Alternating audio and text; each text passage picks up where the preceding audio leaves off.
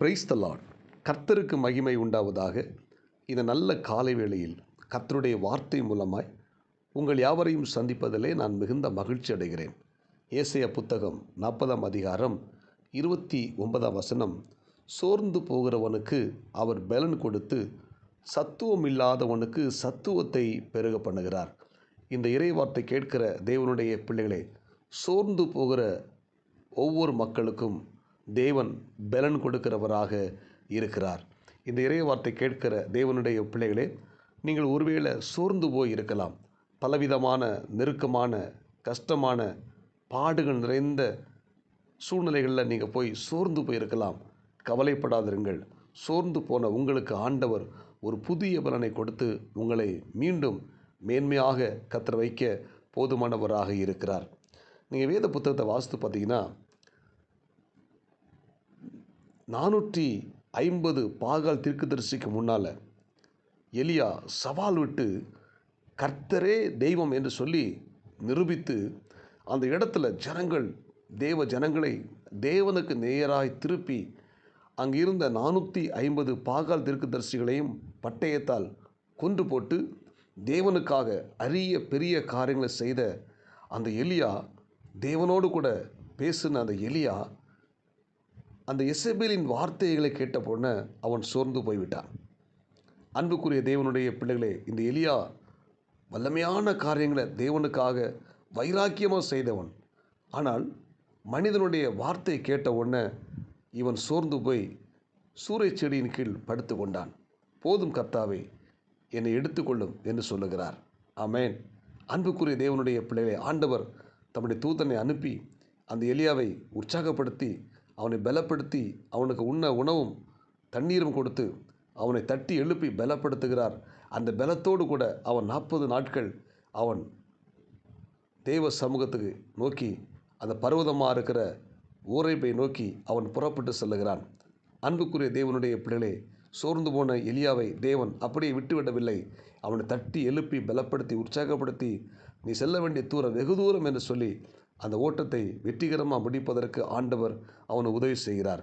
இந்த காலை வெள்ள இந்த எலியாவைப் போல நாம் சோர்ந்து போயிருக்கலாம். மனிதனுடைய வார்த்தைகளை கேட்டு சோர்ந்து போயிருக்கலாம்.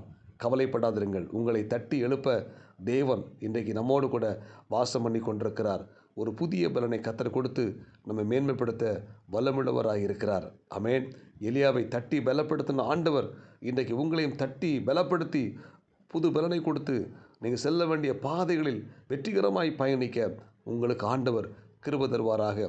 அப்போஸ்தலனாகிய பவுல் கப்பலில் பயணப்பட்டு போகும்போது கப்பல் உடைந்து 276 பேரும் தண்ணீரில் தத்தளித்து கொண்டிருக்கிறார்கள். இனி முடிந்து போனது, எல்லாம் முடிந்து போனது, தப்பி பிழைப்பதற்கு வாய்ப்பே இல்லை என்று சொல்லி தண்ணியில் இருக்கும்போது எல்லாரும் சோர்ந்து போய்விட்டார்கள்.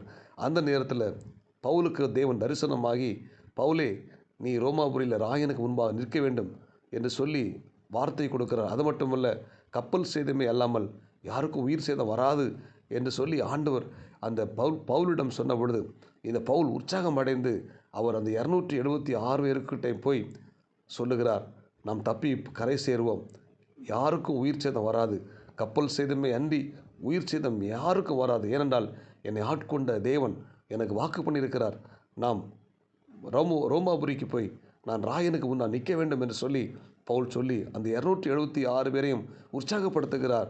அந்த உற்சாகத்தில் பார்த்தீங்கன்னா அந்த 276 பேருக்குள்ளேயும் ஒரு புது பலன் வந்தது. அவங்க தப்பி கரையேறி மெலித்தா என்கிற தீவுக்கு வந்து சேர்ந்தார்கள். அன்புக்குரிய தேவனுடைய பிள்ளைகளை, ஒருவேளை நாம் சோர்ந்து போயிருக்கலாம். கவலைப்படாதிருங்க.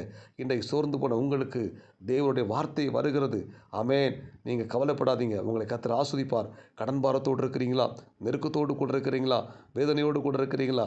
கண்ணீரோடு கூட இருக்கிறீங்களா? சோர்ந்து போயிருக்கிறீங்களா? கவலைப்படாதிருங்கள். உற்சாகமான கர்த்தருடைய வார்த்தை இன்றைக்கு உங்களை தட்டி எழுப்புகிறது. நீங்கள் பலனடைந்து நீங்கள் செல்ல வேண்டிய ஆசீர்வாதமான பாதைக்கு உங்களை அற்புதமாக ஆச்சரியமாய் உங்களை ஆண்டவர் இன்றைக்கு வழிநடத்த போதுமானவராக இருக்கிறார். ஆமென். எனவே சோர்ந்து போகாதீங்க.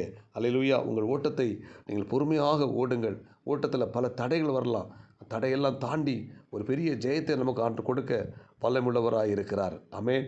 அப்போஸ்தலனாகிய பவுல் சொல்லும்போது, நல்ல போராட்டத்தை போராடினேன், ஓட்டத்தை முடித்தேன், இது முதல் நீதியின் கிரீடம் எனக்காக வைக்கப்பட்டது என்று சொன்னது போல, நாம் உற்சாகமாக நமக்கு முன்பே வைத்திருக்கிற அந்த இலக்கை நோக்கி நாம் ஓடுவதற்கு நமக்கு தேவன் கிருபை தருவாராக. இந்த இறைவார்த்தை கேட்கிற தேவனுடைய பிள்ளைகளை எலியாவை தட்டி பலப்படுத்தின ஆண்டவர் உங்களையும் தட்டி பலப்படுத்துகிறார். ஆமென். உங்களுக்கு புது பலனை கொடுக்கிறார். சோர்ந்து போகாதீங்க. கடன் பிரச்சனை எல்லாம் மாறும். இந்த சூழ்நிலை எல்லாத்தையும் ஆண்டவர் மாற்றுவார். கர்த்தர் பெரிய காரியத்தை உங்கள் வாழ்க்கையில் செய்வார்.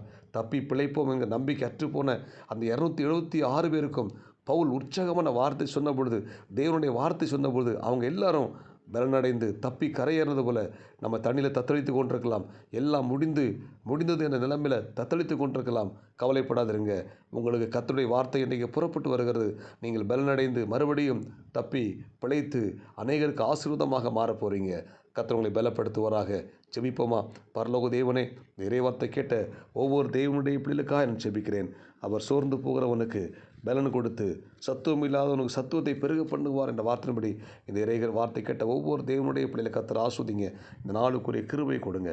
இயேசு கிறிஸ்துவின் நாமத்தில் ஜெபிக்கிறோம் நல்ல பிதாவே. ஆமேன். God bless you. உங்கள் யாவரையும் கர்த்தர் ஆஸ்வதிப்பாராக. இந்த நாள் உங்களுக்கு இனிமையாய் அமையட்டும். ஆமேன்.